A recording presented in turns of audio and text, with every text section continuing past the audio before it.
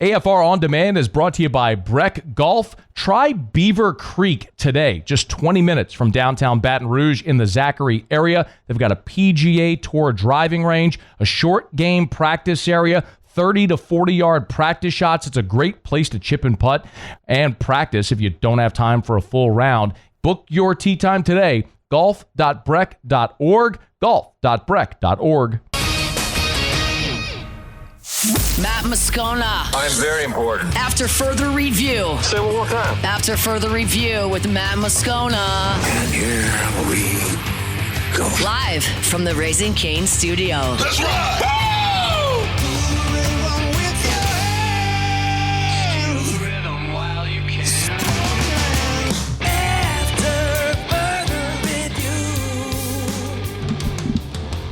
And off we go. Welcome aboard. Glad you're with us. It's AFR, presented by Relief Windows. I'm Matt.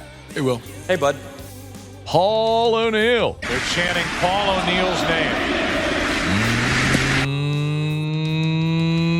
Music. And Mr. Toby Tombley.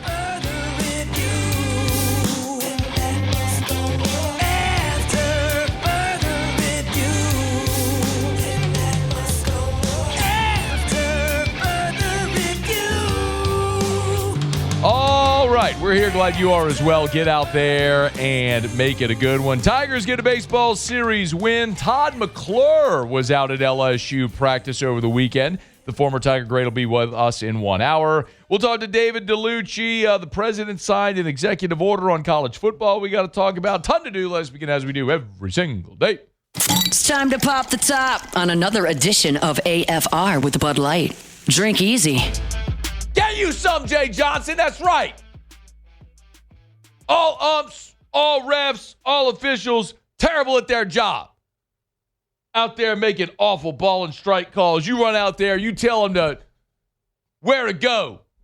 Drop all them expletives. Get run out of the game. And all you stupid, ninny, nincompoop Coastal Carolina fans running up in everybody's Twitter mentions this week going, oh, you see your coach never argue balls and strikes. Never said they wouldn't argue balls and strikes, you idiot.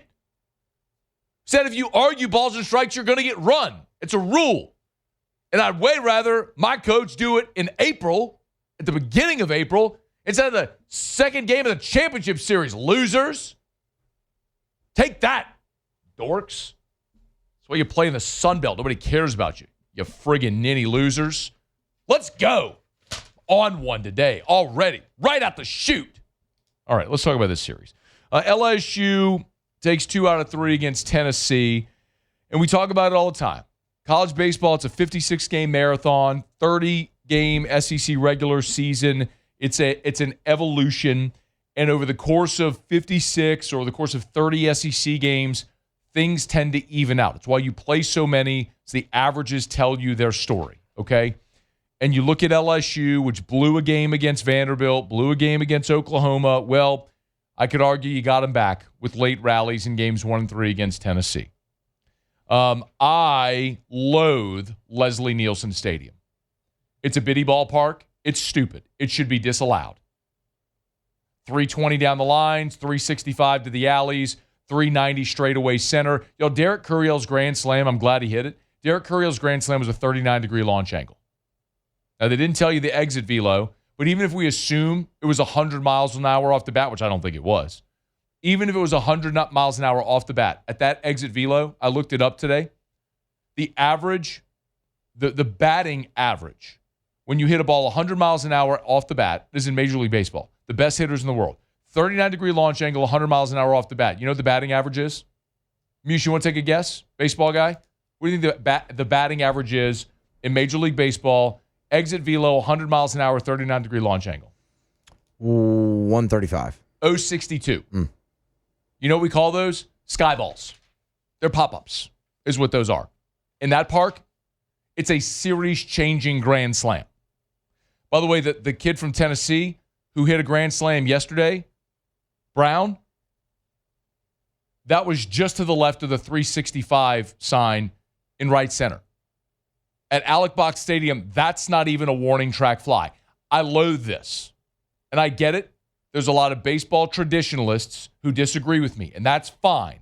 People talk about the charm of a park. The 30-foot wall at Fenway, the short porch and right at Yankee Stadium, the fact that there used to be a frigging hill and a flagpole in center field in Houston, I think that's stupid. I got an idea. Next year when LSU plays football in Tiger Stadium, let's just make the north end zone 20 yards long. You don't think that changes the dynamic of the game? Why don't the PMAC, we make the goal on one end of the floor 12 feet? You don't think that's going to change the dynamic of the game? It's stupid is what it is. And I don't think that hitters mishitting should be rewarded. I don't think, similarly with the way that it used to be in Omaha, that a pitcher should chunk 88 over the heart of the plate, gets crushed, and it's a fly ball out. That's not baseball. You make a bad pitch, a hitter puts a good swing on it, pitcher should be punished. And that the inverse should be true as well. Pitcher makes a good pitch, hitter doesn't put a good swing on it, he shouldn't be rewarded for that. But that's what happens when you play in bitty ballparks like that. Well, the bitty ballpark giveth, and the bitty ballpark taketh away. And Cade Arrambide hit 4 homers in the game on Sunday. By the way, can we stop for a moment and just give a round of applause to Cade Arrambide, everybody? I mean, let me just say this, okay? I don't care bitty ballpark or not. LSU, the very first ever event in the history of LSU athletics was a baseball game between LSU and Tulane in 1893. Sunday was the first time ever that an LSU baseball player has hit 4 home runs in a game. I'm talking, it doesn't matter if we're talking about Jared Jones and Tommy White or Eddie Furness or Brandon Larson or Trey McClure or Brad Cressy or any of the great home run hitters in the history of this program. Ain't nobody did what Cade Arrambide did on Sunday. So, hat tip, amazing by Cade Arrambide to have that type of day when your team really needed it. Sometimes you can it's okay to tip your cap to the other guy, and Mack and Appenzeller were awesome in Game 2 for Tennessee. I mean, it's not always that your guys can't hit. Sometimes their guys are really good. Go ask any team that had to face Cade Anderson last year or any team that had to face Paul Skeens in 2023 what that was like. I mean, Appenzeller came into the game on Saturday and allowed a single to Stephen Milam, was the first hitter he faced. After that, nobody reached base. He got 15 in a row set down after that. I mean, hat tip. Hat tip, sometimes. They're good. Like, their guys are really good. I think William Schmidt deserved better.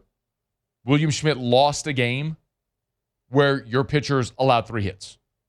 Let me say that again slowly. William Schmidt was the loser, the losing pitcher in a game where you allowed 3 hits.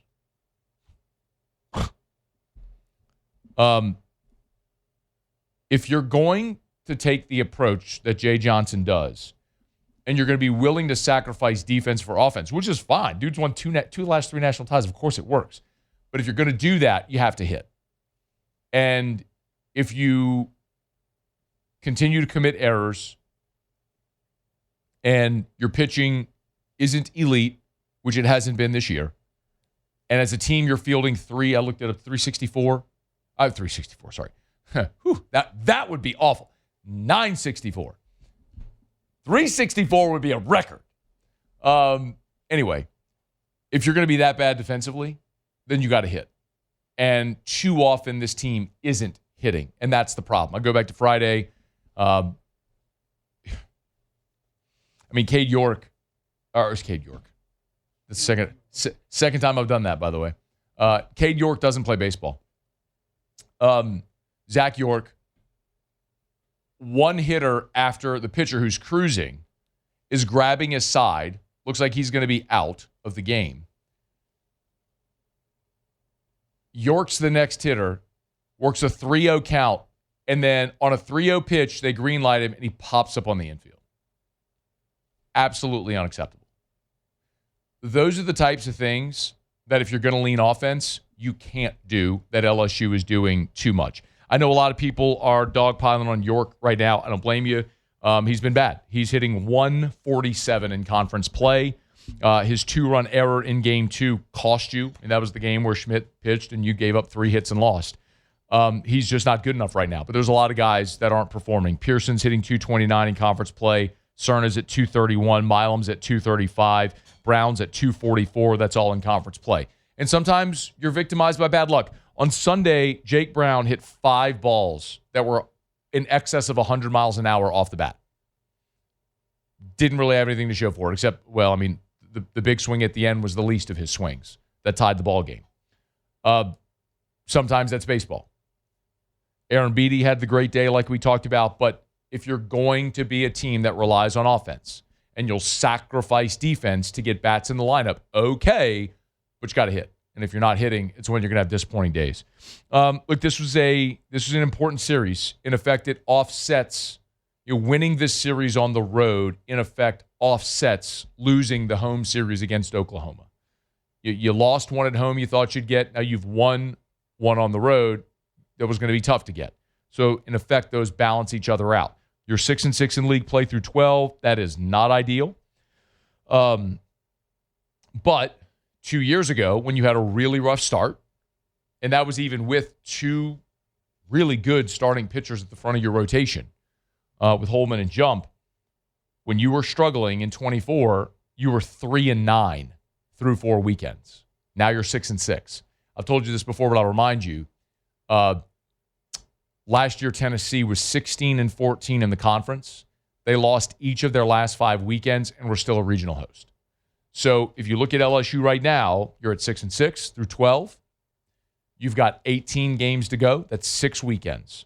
If you go 10-8 over the next 6 weekends, that should put you in line to be a regional host. I'm not going to be so presumptuous here as to say that this team could be in the running for a national seed. They certainly could get back into that mix. That is ambitious right now, and I'm not going to say that. But if you actually lower your target, get a realistic goal, I think hosting regionals, being one of the top 16, is doable for this team, especially with the schedule you have ahead. So we're talking about the toughest stretch of the season.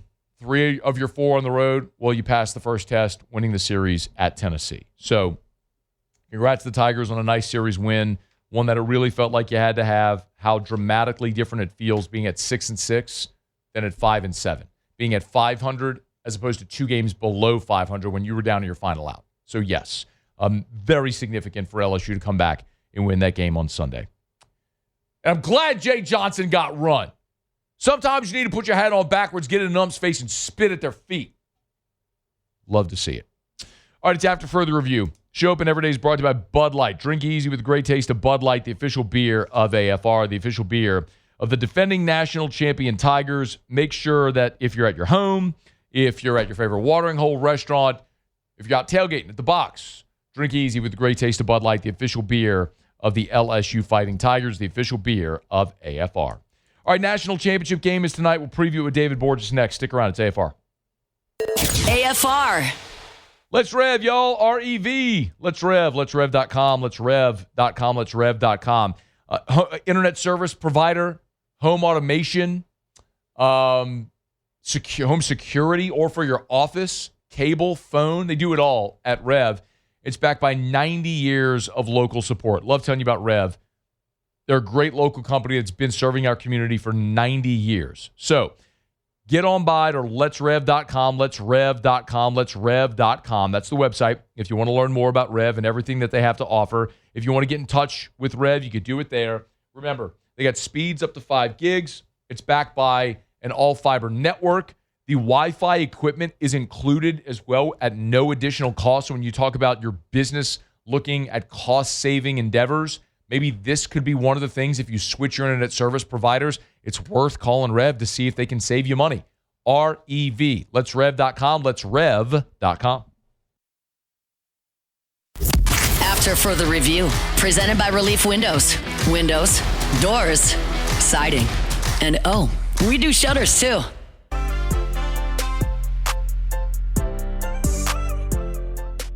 It's going to come down to who plays better on Monday night, but the underdog. I don't know that we necessarily feel like a huge underdog. Obviously, we acknowledge Michigan's greatness, and the team that they are, but we're a 34-win team coming into the game tomorrow night. Whew. UConn getting points on Saturday felt like stealing money. I mean, the Huskies, of course, beat Illinois to advance to the national championship games, 3 out of 4. Dave Borges covers UConn for CTinsider.com. He's good enough to hang out with us here. Hey, Dave, thanks for the time, man. How are you? I'm doing well, thanks. Does UConn feel like an underdog? Yeah, I think so. Michigan obviously has been a dominant team in this tournament really all year. They win tonight. They end up 37-3, which is the same record UConn had 2 years ago when they were a powerhouse that won all their tournament games by double figures. And UConn, as Dan said, is a 34-win team, which is pretty impressive. But they've had some ups and downs this year and some narrow escapes. And obviously the Duke game took a miraculous comeback and a 35-foot shot. So there's no question that Michigan should be favored in this game. But I think UConn will use that as a chip on the shoulder that Dan Hurley has had his whole life. And, they're doubting us and, we're the underdogs. We got 34 wins. Let's go show them, that kind of stuff. Yeah, you mentioned that great UConn team from a couple of years ago, which also felt like stealing money. Just keep betting on UConn, let it ride. You'd be really happy. In what ways is this UConn team different or maybe lesser than, if that's an appropriate way to say it, Dave, than that one 2 years ago? Yeah, well, that one had 2 NBA lottery picks, Donovan Clingan and Steph Castle. And Steph Castle, of course, is the reigning NBA Rookie of the Year, and Clingan's having a pretty good NBA start to his career. This team doesn't have any obvious, and Braylon Mullins has been bandied about as a potential first round, maybe even a lottery pick, but he's had some struggles as a freshman this year, and so the manpower, the talent level on that UConn team. Don't forget that 2024 team also had 2 second-round draft picks, and Tristan Newton, who was the most outstanding player of the Final Four, and Cam Spencer, who's having a very nice start to his NBA career. So the talent level is quite different. Again, they've had their ups and downs. There's been a lot more close games, particularly in this tournament. They blew everybody away in 2024. This year it's been a little tighter, but still a very good team. As best you can tell, Dave and Dave Borges is with us, CTinsider.com. How does UConn match up with this Michigan team tonight? Well, it's tough. I mean, UConn is not a particularly big team. Tarris Reed Jr., the center, has been playing like the best big man in the country. 6'11", 270. He takes the backseat to no one. But after that, I mean, obviously Michigan has a huge size advantage, and so that's going to be tough for UConn. And certainly, that's probably the biggest edge Michigan has, aside from maybe overall talent and depth and scoring depth and things like that. But UConn just has to slow the game down. Michigan scored, over 90 points in all 5 of their games so far in the tournament. UConn plays at a slower pace. If they can keep the game even in like the 70s, keep Michigan out of transition and hang on the boards. Not necessarily beat Michigan on the boards, but don't get killed on the boards, especially the offensive boards. Those are probably the biggest keys for UConn. And of course, making shots too, which they haven't always done this tournament either. I saw an interesting number. So Michigan is 51% from the floor. That's nearly 11 percentage points higher than UConn has allowed its opponents on the season. So what does UConn do specifically in this game to make sure that number more favors their percentage and not letting Michigan score at such a high clip? Well, I think one thing that's important is kind of shutting down the point guard, Elliot Cade. He's kind of the straw that stirs the drink. He makes everything go for Michigan. And UConn's probably their best defensive player is their point guard, Silas Demery Jr. So if he can kind of neutralize him and keep Cade from being the facilitator that Michigan wants him to be, that'll be a big start. Obviously, Yaxel Lindenborg, Michigan's best player, All-American, he's been bothered by an ankle or knee injury that suffered Saturday night. We'll see how effective he'll be. It sounds like he definitely will play and feels like he'll be, good to go. And UConn has a couple is banged up too. A couple of guys who were questionable. Looks like they'll be able to play. But I think stopping the head of the snake, so to speak, Cade, is the first thing. And then again, keeping Michigan off the boards and keeping them out of transition. If Lindenborg, who you mentioned, averages 17 points over the last 10 games, if he is limited, I mean, obviously that's a massive thing. We just talked about the size discrepancy. But if he is limited In what way materially do you think that affects the game? Well, I guess you wonder if it could affect Michigan psychologically, that their leader, their best player, their first-team All-American, isn't able to contribute or even play, I guess, if that ends up being the case. It's a huge loss. It would be a huge loss for Michigan. Now, they're still going to be talented, filled with guys who are future NBA players, a great big man in Mara, Cade, the point guard.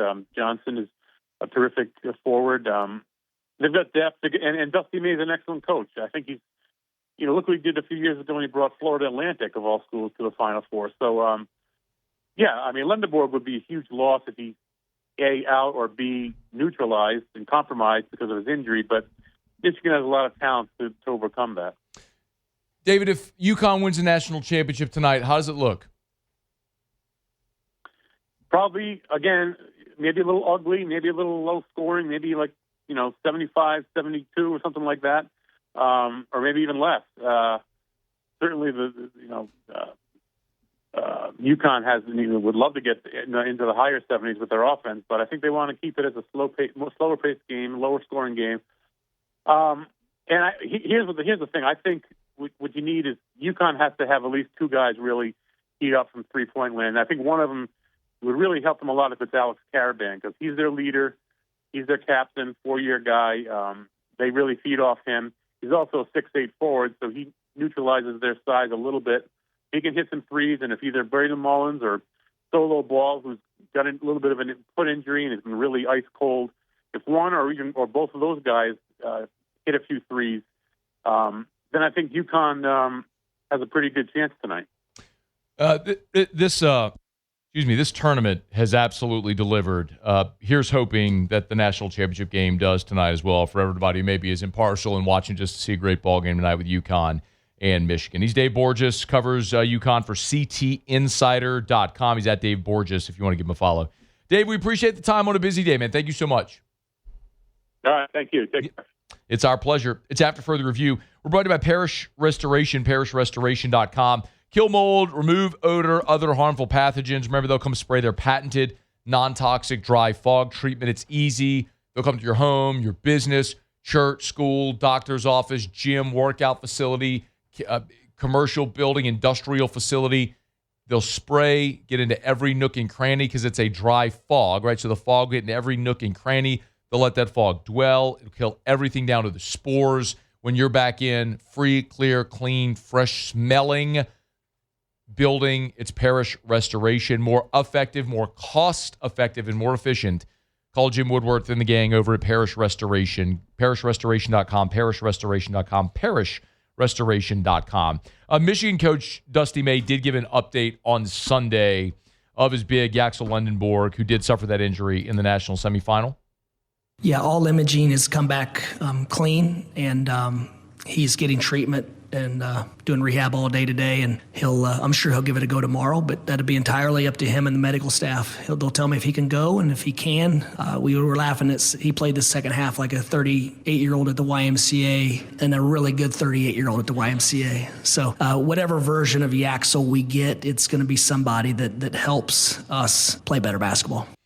You just heard Dave talk about it. I mean, the size advantage for Michigan in this one is significant. So if Lendeborg's an All-American, clearly you're better if your All-American big can go for you. So in whatever he might be able to give him, that'll be one of the storylines that we watch in this ball game tonight. For whatever it's worth, by the way, this NCAA men's tournament is on track for its highest viewership since 1993. So I know we love the Cinderellas, and this tournament really has been void of that. Grand Canyon in the opening round, but it really has been void of the Cinderella feel-good story. But what it underscores is that while we say we love the Cinderellas because it's fun when you fill out a bracket and watch the buzzer beaters, what we want to see, what we all en masse will come to a TV set to watch, are the heavyweights. And when you get what we had and what we've really had throughout this entire tournament, when you get that UConn Duke regional final that goes on, I mean, even without the dramatics of the sequence at the end, how it all happened, I'm not just the game-winning shot, but the last 90 seconds or so of that ball game. That was amazing theater, but the game was great. And you have big brands, and you have every region of the country represented, from Arizona out west and Michigan in the Midwest, and Duke and UConn in the East. I mean, you have the whole country represented, and it's been incredible theater to pull this type of viewership. So, I mean, it's been 30 years, man. It's been more than 30 years since you've had a tournament that's paced like this for viewership. So, get the little guys out of there that nobody actually wants to see, and put the heavyweights in there that are going to be attractive. It's why Yankees-Dodgers is what people want to see in the World Series. You may say you don't, but you get the two biggest media markets, both coasts. I mean, it big brand players. I mean, it's everything that it's a TV maker's dream. It's not Seattle winning the Super Bowl. That is not what the networks want to see. All right, it's After Further Review. We're glad to have you aboard with us here. Thanks for hanging out. Our Monday shows are brought to you by Relief Windows, windows, doors, siding. They do shutters and shades too. Relief Windows and reliefwindows.com. Let me not get a break, y'all. We're going to come back and go around the SEC. The basketball transfer portal window opens tomorrow. We'll give you a little bit of a primer on that as well. Stay here. It's AFR. AFR. Always love telling you about River City's 1 hour air. I mean, we've been ramping up the preseason AC tune-up, and then boom, Easter hits, and we're hitting the face with 55-degree temps. I don't know what this is all about. I mean, Jesus rising from the dead is amazing. 55-degree temperatures on Easter is not amazing. Give me the heat back. But whenever you're cranking on that AC, if you have any issues, you want River City's 1 hour air. Remember, call our friends at River City's 1 hour air. Have them come out for your preseason AC tune-up. They'll come out to make sure your AC is running in tip-top shape. If they find issues, great. They'll prevent little issues from becoming very big, potentially very expensive issues. And they'll keep your system running efficiently throughout the warm weather months. And this preventative maintenance will help extend the life of your unit. It's why you should do it every single year. And if you're part of their membership club, this seasonal maintenance is complimentary. So call River City's 1 hour air, 752-0001. After Further Review, presented by Relief Windows. Windows, doors, siding. And we do shutters too.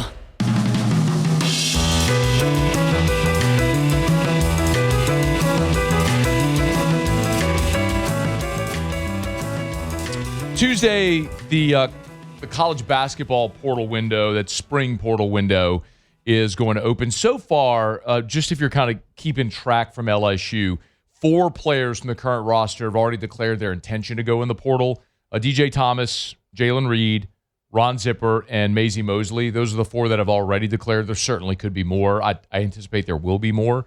And then you have a handful of players that they're out of eligibility.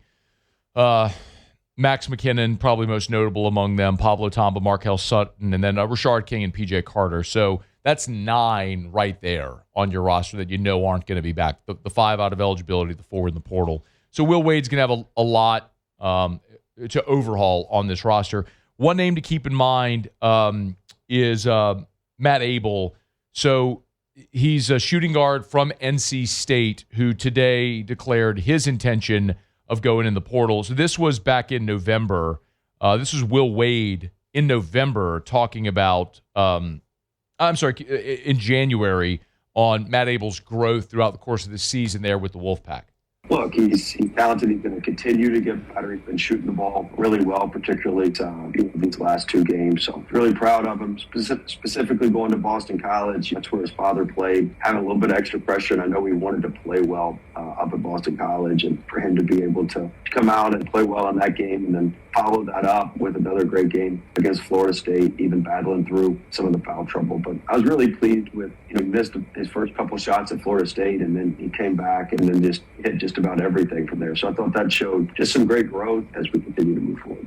So that's one to keep an eye on. He said he will also test the NBA draft waters, but it's most likely that Matt Abel is going to return for another year of college basketball at a new school. Could very well be at LSU following Will Wade. So again, just a name worth keeping an eye on because he played at Wade's previous school. So he just finished his freshman season this year at NC State. He averaged 8 points and 3 boards per game, shot 41% from the floor. So, again, a name to keep an eye on is Matt Abel, as he's announced his intention of hitting the transfer portal. All right, it's after further review. We're glad you're aboard with us here. We are brought to you by Parrish Construction and Roofing. Do business with someone you know. Parrish Construction and Roofing. Roof repairs, roof replacements. We do gutters and soft wash and so much more. If you got an issue with your roof or think you might, we're heading into storm season. I cannot recommend highly enough that you get that roof inspection now, that free, no obligation roof inspection before storm season comes. Because and this is why, even if you don't have damage, if you get that inspection now, right, we're going to get an inspector on the roof. We're going to walk it, mark it, chalk it, photos, the whole nine. So you'll have that for your file. So when storm season comes, if you do have an issue with your roof, you can then tell your insurance company, hey, look, I had this inspection done, which is free, by the way. I had this inspection done on April the 6th. Here's the inspection report from April 6th. Here's my roof now. Clearly, the damage is related to this storm, right? So it helps you throughout that process. Let us help you through that process. Do business with someone you know. That's me and Terrio and Richard Tilley, Joe Morales, our great staff over at Parrish Construction and Roofing. ParrishBuilt.com, ParrishBuilt.com. Do business with someone you know. Parrish Construction and Roofing, ParrishBuilt.com. Okay, we do it every day about this time. Let's go around the SEC. Around the SEC, bringing you the biggest news from the nation's best conference, the South Carolina Gamecocks. As spring practice has progressed, Kendall Briles seen the game slowing down for Lenora Sellers. The starting quarterback says processing things a lot quicker, playing with a higher tempo. They got a camera on his helmet so they could see his eyes getting signals, all that sort of stuff. Wants to see Sellers improve his footwork, saying he's doing a great job. So big season for Lenora Sellers with a new OC ahead. The Georgia Bulldogs. In-state offensive lineman Abram Eisenhower has committed to Georgia over Florida State, the number 47 offensive lineman in the country for 2027. 6'5", 280. He's the number 62 player in Georgia. He's the 8th commit for Kirby Smart and the Bulldogs. The Arkansas Razorbacks. Guard DJ Wagner says he'll hit the transfer portal with 1 year of eligibility remaining. Averaged 7 points and 2 assists this year in 23 minutes. Those were all career lows. I was a primary backup behind Darius Acuff, who started as a freshman this year.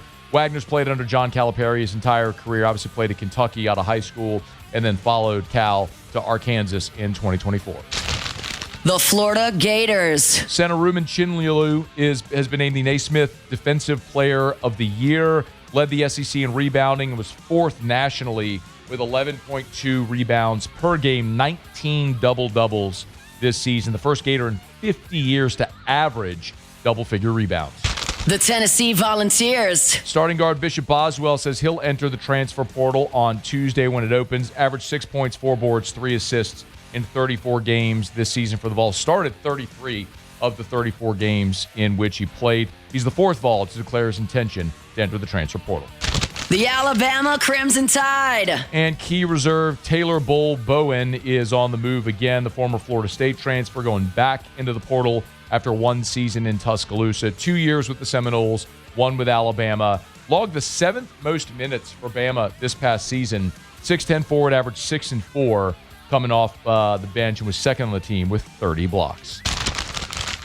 All right, there you have it. That is Around the SEC. Monday shows are presented by Relief Windows and ReliefWindows.com. Windows, doors, siding. They do shutters and shades as well. It's Relief Windows and ReliefWindows.com. ReliefWindows.com. All right, it's after further review. Hey, big news earlier today in the W. It's not something we would normally talk about here ever, except that it involves Angel Reese and former LSU star All-American was traded today from Chicago to the Atlanta Dream. Monica McNutt from ESPN had this take. Last year at the end of the regular season, Angel Reese boldly and competitively called out the Chicago Sky for how they would move forward in terms of needing talent if they were going to compete, saying that she wanted to be a part of the organization and she wanted to compete at a high level. It didn't go over so well, Jay, in the public eye domain, at least as far as Chicago brass was concerned. This trade indicates that there's some truth to that in my mind. But again, and we see this in professional sports all the time, I do think both sides being able to get what they need out of this one is a solid move. So Chicago sends Angel Reese to Atlanta for 2 first-round picks. So a 2028, a 2027 first, a 2028 first, and a 2028 second round picks, the rights for a 28 second round pick swap if the pick is better. Angel Reese, 23 years old. She's led the WNBA in rebounding both of her years in the league. Averaged 12 rebounds per game this season. She did it in 24 and 25. So in any event, also led the league in double-doubles. So Atlanta's getting a bona fide superstar, not only on the floor, but obviously with her personality and the brand and the eyeballs, the attention, everything that Angel Reese brings. So we wish Angel Reese the absolute best in her new stop. She's been traded from Chicago to Atlanta. All right, it's After Further Review. We're thrilled to have you hanging out with us here. We'll knock out a quick break, wrap up hour number 1. Stay here, Tafar. After Further Review. You know, whenever we talk about a lot of our great partners here, I love telling you about the level of customer service they provide. And when I tell you about Darren James, Darren likes to think of himself and the experience he gives his clients almost like the Ritz-Carlton. Right? Like when you walk into a Ritz-Carlton, you know it's different by the level of service that they provide, the way you're greeted, the mint on the pillow, the whole thing is experiential. Darren and his team have that down pat. I mean, even from like when you go to closing, I remember this when Eric and I bought our current home, and Darren obviously was the realtor who sold our home, helped us buy the new one. And I mean, I've known Darren forever. Even still, whenever we went and sat at the closing table, Darren had like a home welcome starter kit ready for us with a lot of like cleaning supplies, different things you need that you're not thinking of when you move into a new home. It's the experience of working with Darren James. Oh, by the way, and he gets results. Give Darren a buzz or go to agent225.com. Think real estate, think Darren James. After Further Review, presented by Relief Windows. Windows, doors, siding, and we do shutters too.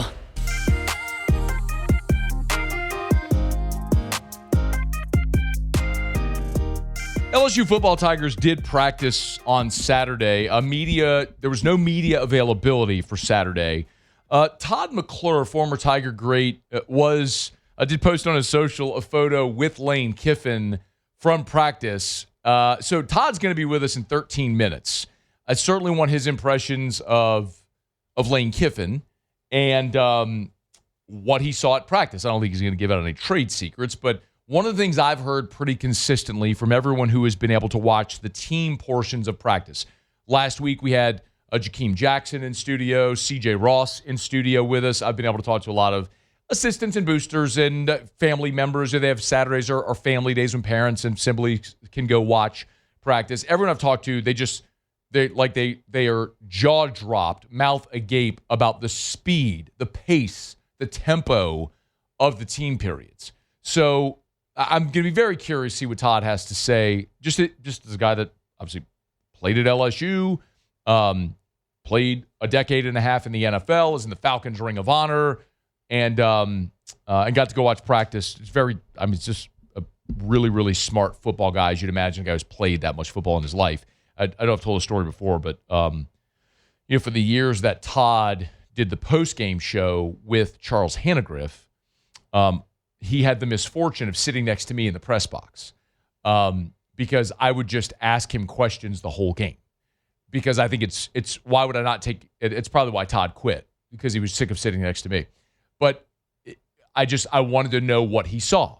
What play call would you run? Why did they do that? What was that blocking scheme? What would you do? What do you think? Because you have the opportunity to pick this guy's brain who has such vast, immense experience at a high level. Why wouldn't you try to learn? So, in any event, I always love talking to Todd, so we'll do that coming up here in about a dozen minutes from right now. If you're wondering, the practice schedule for LSU this week, they are back on the practice field Tuesday, Thursday with media availability. Then they practice again Saturday. And if I'm reading the notes correctly, we are going to get to watch more of practice on this coming Saturday.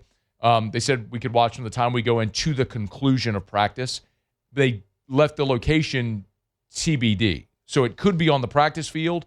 It could be in Tiger Stadium is what I read into that, because I think when they scrimmage, they go into Tiger Stadium. So maybe this coming Saturday we'll have an opportunity to see more, maybe some more team periods, maybe some scrimmage periods. So we'll look forward to that. All right, something else to look forward to this weekend.